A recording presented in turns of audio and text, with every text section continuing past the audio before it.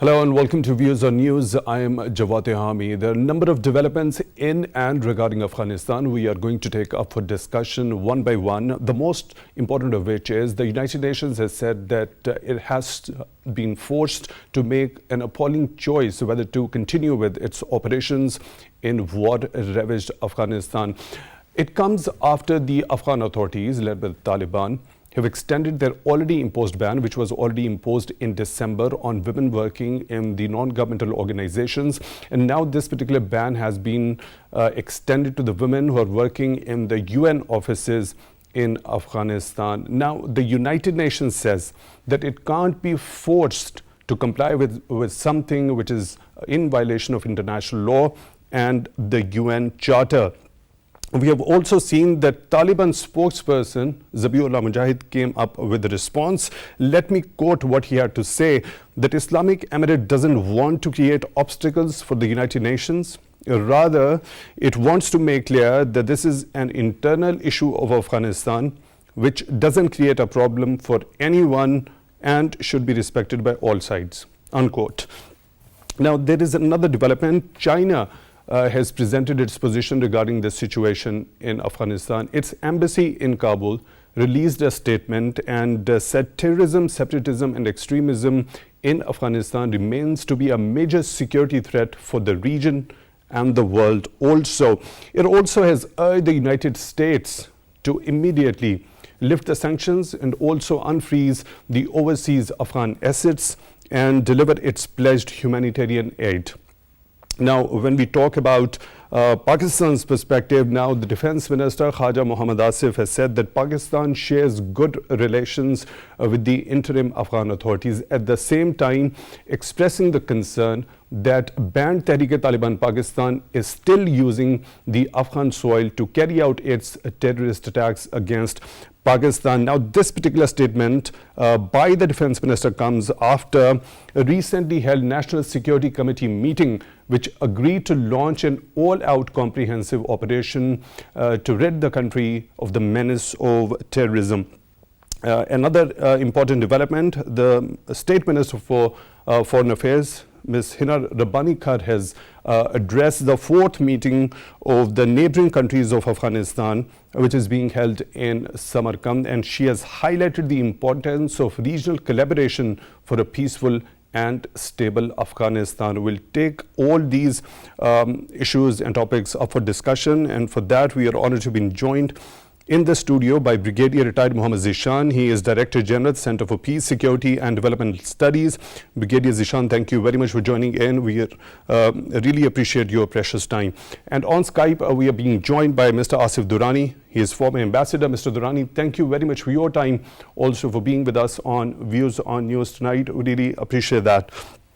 Now, let me begin the discussion with you, Brigadier Zeeshan. Now, the United Nations categorically says that it can't be forced to comply with something which is in violation of international law, as well as the UN Charter, after the ban which was already imposed by the Afghan authorities on women. Now it has been extended to the women workforce in the UN offices. Do you think this particular move is justified at all? Thank you very much, Jawad. First of all, if we look from the perspective of international community, it is certainly not justified. And Afghan Taliban, while they had the peace agreements signed before the exit of international coalition from Kabul, from Afghanistan, Afghan Taliban had pledged that they will look into the matter and they will improve the conditions and rights and practices for the women and girls in Afghanistan. Now, situation after some years within the control of Afghan Taliban, it hasn't improved much. But at the same time, the international community has also not extended the flexibility which was promised from their side. So both sides are blaming each other. And this is a situation where, international community has to show a bit more flexibility, although on principles, international community must stand their ground that they should not be that harsh. Afghan Taliban should not be very harsh with the women. And working women is not only, is an issue with the international community, it is also important for the socioeconomics of Afghanistan. If there are women who are literate and they can work and earn the bread, that is important for the Afghan society. Right, and let me bring in Mr. Asif Durrani into the discussion also. Mr. Durrani, what's your take regarding this particular move by the interim Afghan authorities of extending that ban they'd already imposed in December? Now they have extended this ban to the women working in the UN offices. Is it justified at all? Well, this is an unfortunate step Afghan authorities have taken because already the country is witnessing dire situation. Almost 92% of the country is below the poverty, and the situation is aggravating day by day. And one thing where I think Taliban should realize that if the UN agencies are to work or international NGOs are to work in Afghanistan for humanitarian work, how they are going to reach out to the Afghan women. And it is only possible through the Afghan women to reach out to the needy. And on one hand, they are being very harsh on Afghan women working with the UN or other NGOs. But on the other hand, they don't realize that there's a policy of separating male and female. This has created particular problems, and especially problems for the women who are already, in fact, not in a good shape in Afghanistan. So this is an unfortunate, and I don't think that this shows Taliban in a better light. Actually, they are making more enemies than friends, which they need badly. That the world should, in fact, recognize their authority in Afghanistan and recognize them. So this would keep them away from recognition. When the United Nations says that it has been forced, in fact, to make an appalling choice whether to continue with its operations in Afghanistan. So let's suppose if the United Nations stop its operations in Afghanistan, don't you think the miseries of the common Afghan people are going to increase manifold? I think that the responsibility would squarely lie with the Taliban. They have to realize, because they are not living in an island. They are living in this world, and they are, not hesitating in requesting the world to help Afghanistan. But at the same time, they want to be harsh to their own citizens. Women make half of the country's population, and what kind of Islam is this? And no Islamic world is supporting their country. So even within the Islamic world, they are isolated with this kind of a policy. So what kind of Islam is this? And what kind of Islamic model they are presenting to the world?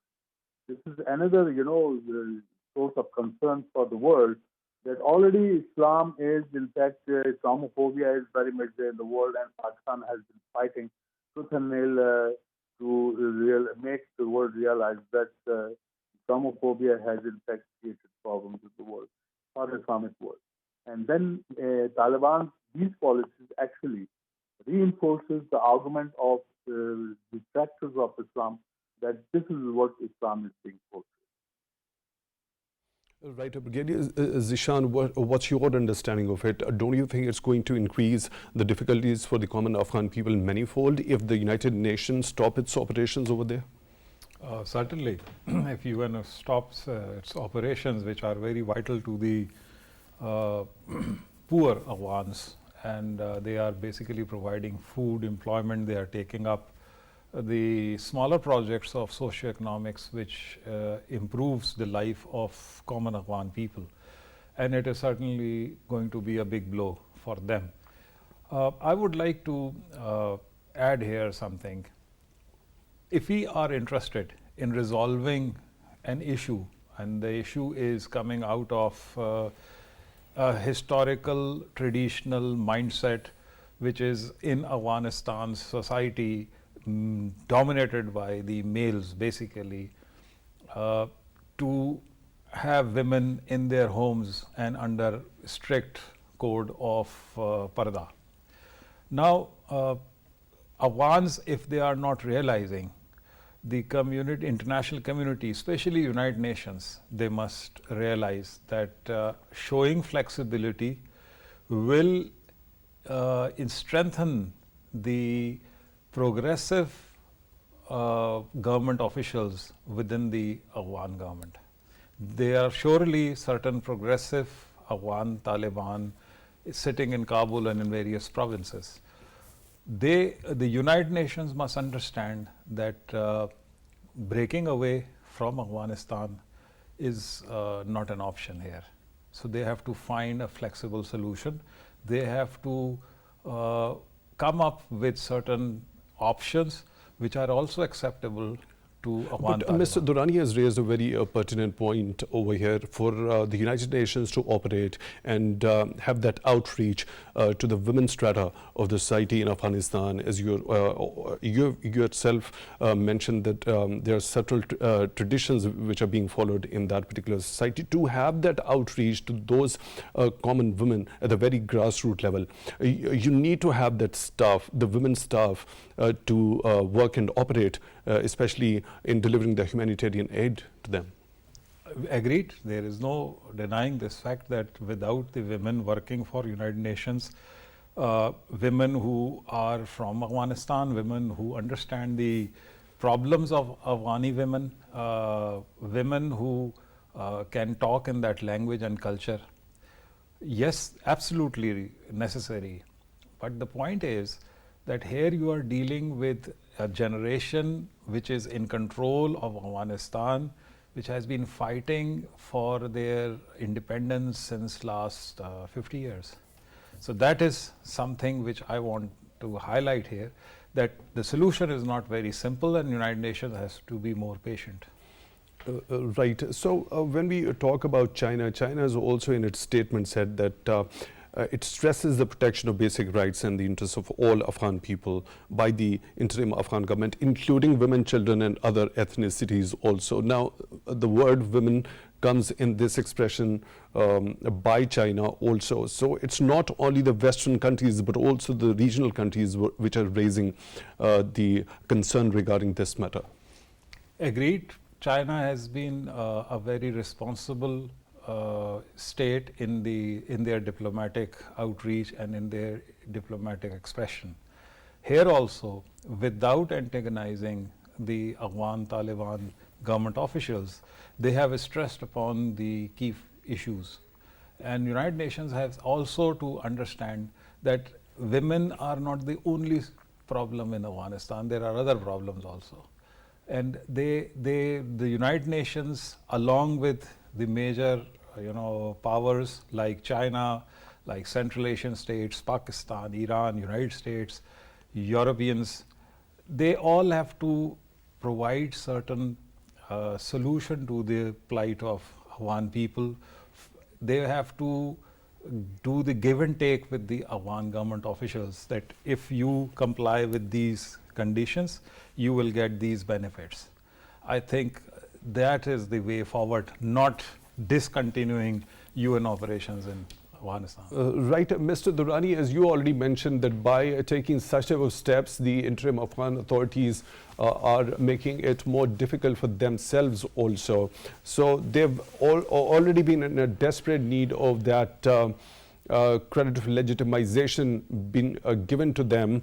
Now, after these steps, of course, they are going to isolate themselves more than before. But the statement given by Mr. Zabiullah Mujahid says, let me quote it, that it is necessary that the members of the United Nations resolve the problem of freezing Afghan assets, banking, travel bans and other restrictions so that Afghanistan can progress in the economic, political and security areas. Now, when there is such an urgency, and at the same time these authorities continue to violate the promises they made to the international community, so what do they expect in return? Well, it would be you can say, stalemate. So stalemate continues, and no one is, in fact, appreciating what the Americans have done by freezing the Afghan assets. But at the same time, we are talking about humanitarian crisis in Afghanistan. It is a different thing that when you are fighting as a guerrilla, and then you don't have any responsibility. But once you are in power, you are fully responsible for each action of yours. And for that, upkeeping the people, their lives, and then their livelihood, that is the responsibility of the government of the day. And Taliban happened to be the government. So it is incumbent upon the Taliban to show responsibility. Don't behave like an island. And then also, in fact, using the name of Islam. So this is very dangerous. In fact, they are playing very dangerously, and then they are not bringing good name to Islam. Whatever we meant, with the United Nations, they have been flexible. That's why they are still in Afghanistan. They have not pulled out. They may, to express solidarity with their female staff, their male may have temporarily stopped the work. But even if the males start working, they'll be only working with the males. What about the female Afghans who need help? Who's going to reach out to them? This is important. And the Taliban have to realize that. They cannot bargain on that, on the lives of the people. That's very important. And this also shows them not in a good light, because this shows that they are, ruthless. They don't care, and that is not a good sign. Right, Mr. Durrani, by looking at this very statement, where there is an urgency which has been expressed by Mr. Zabiullah Mujahid. Now, China wants to integrate Afghanistan into the Belt and Road Initiative. Why don't the Afghan authorities see the dividends which are associated with that? I fully agree. I think this is what Taliban should now be outgoing and then reaching out to the nations. And they can only, in fact, demonstrate an exemplary behavior in which they may emerge as a model for good governance inside the country, and as well as good neighbors, and then a good member of the Committee of Nations. So for that, Taliban will have to take action. One should not expect the international community to take action. So if such type of violations continue to happen from the Taliban side, so what's the future course of action would you suggest for the regional countries in particular?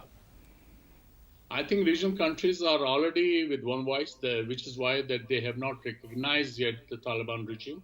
And a decision was taken in September 2021 on the sidelines of the SCO summit in Doshambe, in which they had decided that whatever decision they will take about Afghanistan, they will take it collectively, and including recognition of the regime in Kabul. And I think they are sticking to that, and they are on one page. And that is why that no one can now meddle in Afghanistan. But the problem is that there are certain groups who are almost a dozen groups who are still in Afghanistan. Some are active, some are dormant, but they are still in Afghanistan. And that is a source of concern to the world, including the immediate neighbors of Afghanistan. Right, Zeeshan, when we talk about this statement by Zabiullah Mujahid, there is a clear expression of urgency for Afghanistan to thrive in various fields. Now, China as well as Pakistan also wants a peaceful and a stable Afghanistan. Now, China also wants to integrate Afghanistan into Belt and Road Initiative. Shouldn't there be a realization, as Mr. Durrani has said, that certain steps need to be taken from the Afghan authorities' side? they should be showing flexibility first. They should be complying with the promises they had made first, and then there could be something in reciprocation from the international community. On the face of it, nobody can deny that Afghan government, the Taliban's in Kabul, are responsible for what's happening, and they do have good options if they show certain flexibility, some kind of understanding what their neighbors, what the world in general needs from them. But I will again stress upon my point that we have an issue of Afghanistan, which is a kind of a failed state, a society which is fractured, a society which has seen war since last 50 years, irrespective of who was responsible for it. That society, that polity, that leadership, they need time. It is just the second year of their power in Afghanistan. The international community, the neighbors also have to show certain kind of ingenuity in their diplomacy. You just cannot, a guy who is not ready to listen to you, you cannot go and rattle out your demands on the face. You have to come up with certain ideas which should be so appealing that they are forced to reconsider their stance. That is also not happening. That is a long-term, dividend which they can see. What about the short terms? So the neighboring countries which are sitting to discuss the Afghan problem, what have they come up other than condemning the various actions and orders and bans of Afghan Taliban? Is there a roadmap with the neighboring countries or United Nations or international community? There is no roadmap. So, Zeeshan, you just mentioned that the country is scattered.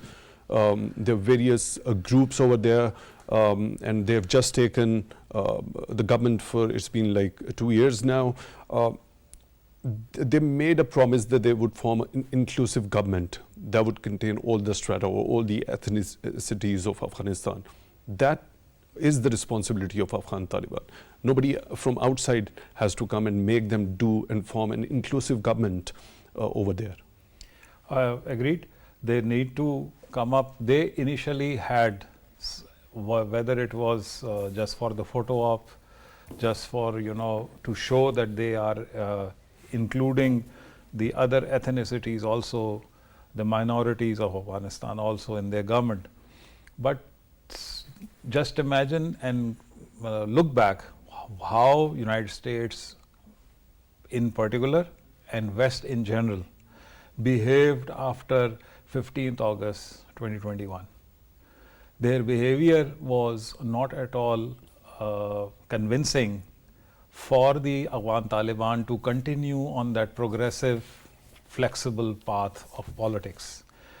Reforms, as far as the control is concerned, very frankly, the terrorism which was emanating, especially against Pakistan in the time of Ashraf Ghani's government, was far severe, far more facilitated by Kabul government than what is happening today. We do have issues today, particularly about TTP operating from Afghanistan, but there is a discussion going on. As you highlighted, Defense Minister recently visited, a high-powered delegation visited Kabul, and they met Sirajuddin Haqqani also and other important ministers also. And there are news that the Afghan Taliban are undertaking certain measures to check and address the concerns of Pakistani government. Right, I'll come to this point. I would want you to shed a little bit of more light regarding this particular thing that you just have mentioned. Mr. Durrani, when we talk about the external factors, the statement which has been released by Embassy of China in Kabul says that it's a widely held view in the international community that by seizing Afghanistan's overseas assets and imposing unilateral sanctions, the US, which created the Afghan issue in the first place, is the biggest external factor that hinders substantive improvement in the humanitarian situation in Afghanistan. More or less similar sort of comments you have also made, Brigadier Zeeshan. Mr. Durrani, what's your take regarding this? Yeah, China, I think since it's an immediate neighbor, it has concerns, but at the same time, the same statement, they have also shown concerns over the tendency of separatists, terrorists. They are taking shelter in Afghanistan, so this is quite pronounced, and we cannot ignore it. And Chinese are very careful people, and their statements are also very carefully, calibrated. So here, I think when they are expressing concern, it means it's very serious. And secondly, when you are saying that right now, Taliban are enjoying the best possible conditions in the immediate neighborhood. The trade volume has increased, whether it's Pakistan, Iran, or Central Asia, Asian states which are neighboring us, including Russia. They are getting wheat and fertilizers from Russia as well, by road, and also oil, energy. So here right now, Afghanistan is not facing total boycott. And then the Doha office is also active. Americans are busy. The American representative on Afghanistan, Tom West, is frequently meeting them. Other European countries, they are in fact negotiating with. This is a long-drawn negotiations. America is still the largest donor to Afghanistan. We cannot deny that. Same is true with other European countries. So here it's going on, but at the same time, the action which Taliban are taking are not making them, favorite anywhere. You cannot defend them. The question is, in international diplomacy, you have to create favorable conditions for your interests. And that, at the moment, is not forthcoming from the Taliban. This is what I want to underline, and there is a need, and Taliban will have to seriously consider these actions if they want to be part of the international community. Right. Yes. What about how do you analyze this second part of this statement that the US, which created the Afghan issue in the first place, is the biggest external factor that hinders substantive improvement in the humanitarian situation in Afghanistan? That is what Chinese statement says. So that pretty much establishes the negative role of the US when it comes to Afghanistan's situation. No one is denying that. In fact, my whole research is about that they squandered many opportunities, including making Taliban the part of the deal when they, in fact, toppled the Taliban regime in 2002.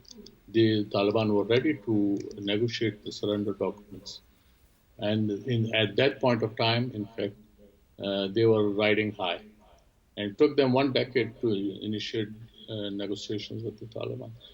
Here, when you are talking about the United States, no one is supporting their policy. So isn't it incumbent on the US administration who have to be... Sorry? Please go ahead. Please complete your thought. So here, the Taliban who have to, in fact, make their case. While the immediate neighbors are inclined to support the Taliban, but we can take the horse to water, but we can't make it drink. That the horse will have to do itself. So, right, if you agree with this second part of the statement that US had a huge role in the kind of humanitarian situation Afghanistan is faced with right now, so isn't it incumbent upon the US administration to immediately lift the sanctions and also unfreeze those assets which it froze right after the Afghan Taliban took over? Yeah, rightly so. Fully supported. But what next? If it doesn't happen, what we are going to do? So it means the Taliban are going to ban the women working with the UN? That's the bargaining chip for us.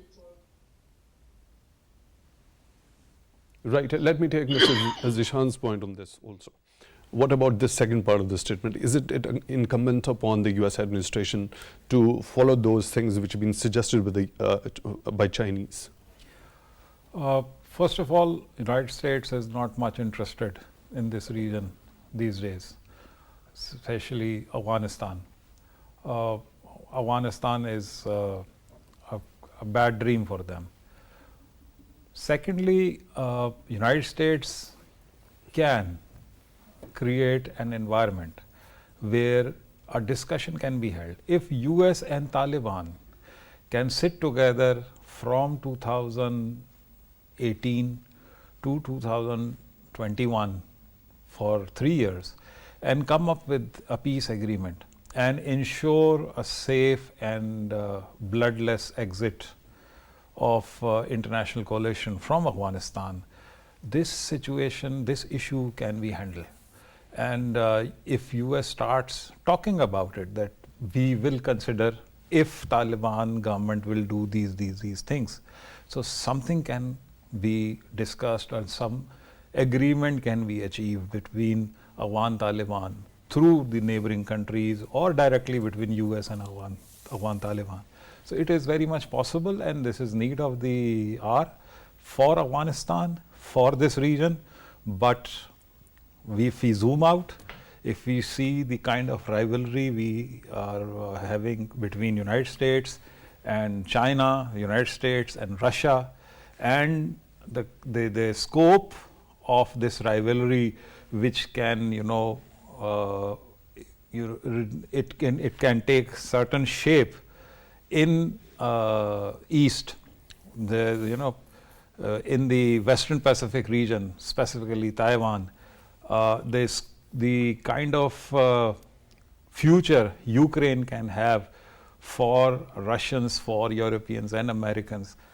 In that bigger picture, this is something which is going to be lost pretty easily and quickly. Right now, specifically when we talk about terrorism that is emanating from the Afghan soil, China has got the concerns regarding the ETIM. Pakistan has got specific concerns regarding the banned Tehrik-e-Taliban Pakistan. On this particular front, both have got the concerns. Is there any way both the countries can collaborate together to impress upon the Afghan authorities that this was the promise that you made, that the Afghan soil is not to be used against any other country, especially the neighbors? So you need to fulfill that. How can both the countries, China and Pakistan, can collaborate on this front? China, Pakistan, as I understand and as per my knowledge, are collaborating, and they are in good coordination with the Kabul government.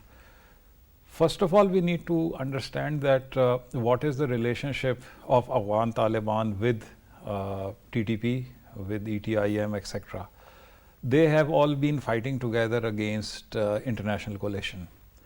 TTP has been facilitating Afghan Talibans on this side of the border, Pakistani side of the border. They have been fighting, their previous generation fought together against Soviet occupation of Afghanistan. This generation fought together against Western occupation of Afghanistan. It is not very easy for Afghan Taliban to get rid of these outfits. But as we see what is happening in Afghanistan, there are certain steps which are taken by the Afghan government against free movement of TTP, against fundraising for the TTP, and the support by the local tribes which are bordering Pakistan on the Afghani side. So as I hear that there is some understanding that Afghan Taliban are going to check the TTP activities, their freedom of movement from on their side of the border. However, there are certain issues, not that particular, I will not include the China's concerns, but major issue of terrorism emanating from Afghani soil is towards Pakistan. And Pakistan's issue is certainly very complex, because we are hosting about 4.5 million Afghans, and estimated 2 million are illegal. The movement across the border is not on visa or passport. It is one document known as Taskara, which is issued by Afghan officials, and the Afghanis are coming in. So there is a lot of illegal activity going on, and on forged Taskara, the Afghan terrorist or Pakistanis, TTP, who were residing in Afghanistan, they are also coming into Pakistan. So is there any mechanism that could be chalked out to check that? Or That curtail mechanism is under discussion, and the thing which we should understand is that border control has to be done on both sides. So Pakistani side is undertaking certain measures, but we need to improve our side, our procedures also, and certainly Pakistan government has requested Afghan government, and they have shown their willingness to cooperate fully. They have shown their willingness. That is what Defense Minister Khaja Asif says that. But he, at the same time, he is also saying that there is a camaraderie between Afghan and the Pakistan Taliban, which was also seen in their talks when he was leading the delegation in Afghanistan. Through the Taliban's words, that they are not in a position to oppose the banned Tehrik-e-Taliban Pakistan, but they also want to help Pakistan. So in that sort of a situation, that they don't want to oppose the banned Tehrik-e-Taliban Pakistan, at the same time they want to help Pakistan, how that can help be expected? That is the issue actually. If this is not, this is the heart of the problem. If this problem of historical ties, as I said, that their previous generation fought together against Soviet occupation, this generation of leadership has fought together against Afghan occupation. A part of them is now TTP, has been TTP, and is now coming back to Pakistan with a certain ideology and certain militant strategy. So you should not expect Afghan Taliban to straight away ban TTP. Pakistanis have to work with patience, and Pakistanis have to, incentivize Afghan Taliban.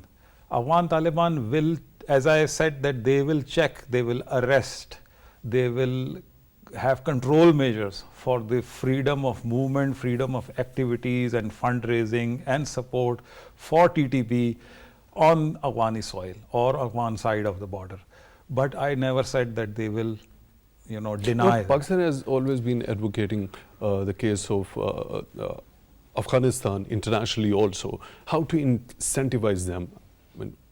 Incentivize, as Ambassador Asif Durrani has said, and you also have highlighted that, and we have discussed in the first part of this program, that there are certain issues if the neighboring countries join together and they, with the support of China, if Americans and Europeans and United Nations are pursued to show some flexibility, those kind of incentives are available. There is another issue between Afghanistan and Pakistan, that is of smuggling, but that smuggling has problems on both sides of the border. So it's not only Afghanistan, it is Pakistani side also responsible for that smuggling.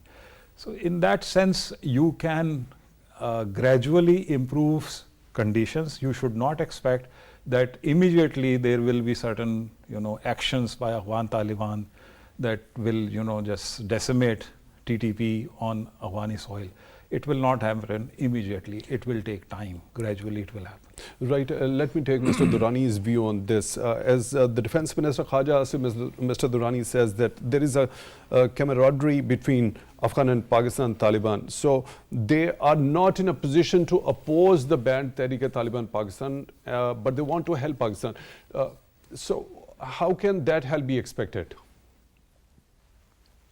Well, I have my doubts. I have read Defense Minister's interview with the Voice of America also, in which he has threatened the Taliban regime that if they do not take action, then Pakistan will be constrained to take action against TTP on the Afghan soil. So that is also a very serious statement. And one thing is clear, that TTP and Afghan Taliban, they are ideological cousins. TTP has taken oath or bath at the hands of Mullah Akhundzada, Hayatullah Akhundzada, which means that Mullah Hayatullah is duty bound to give protection to the TTP.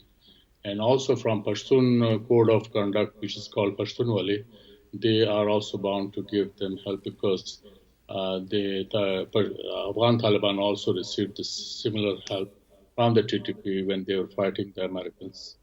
So it is a symbiotic relationship. So we should have no illusion about that. And that if it comes to choosing between Pakistan and TTP, I think Afghan Taliban will choose TTP. So what about a quick take regarding what about all-out comprehensive operation? If that doesn't happen, that help doesn't come from the Afghan authorities. Well, you have to act according to the situation. And secondly, leave Afghanistan to its own devices. We cannot be their advocates. They have to fend for themselves. Treat them as a sovereign country. And don't try to baptize them or don't try to be their advocates. We are not. We have suffered because of that. Let them do that. If they could fight the Americans for 20 years and become victorious, so I think diplomatically they will also be able to surpass whatever difficulties they have. What we can do is to have normal business with them. We should maintain strict vigil on the borders. We should not give any concession to the TTP, and we should not take any unilateral action. Say if we are thinking about recognizing the Taliban, we should go by the consensus which has emerged in the immediate neighborhood of Afghanistan. Yes. Right, Mr. Asif Durrani, former ambassador, joining us on Skype. Thank you very much for being with us on Views on News tonight. We really appreciate your time. And in the studio, we were joined by Brigadier retired Mohammad Zeeshan, Director General Center for Peace, Security and Developmental Studies. Brigadier Zeeshan, thank you very much for your time also, for being with us on Views on News tonight. Really appreciate that. With that, we come to the end of today's episode. Till the next one, take good care of yourselves.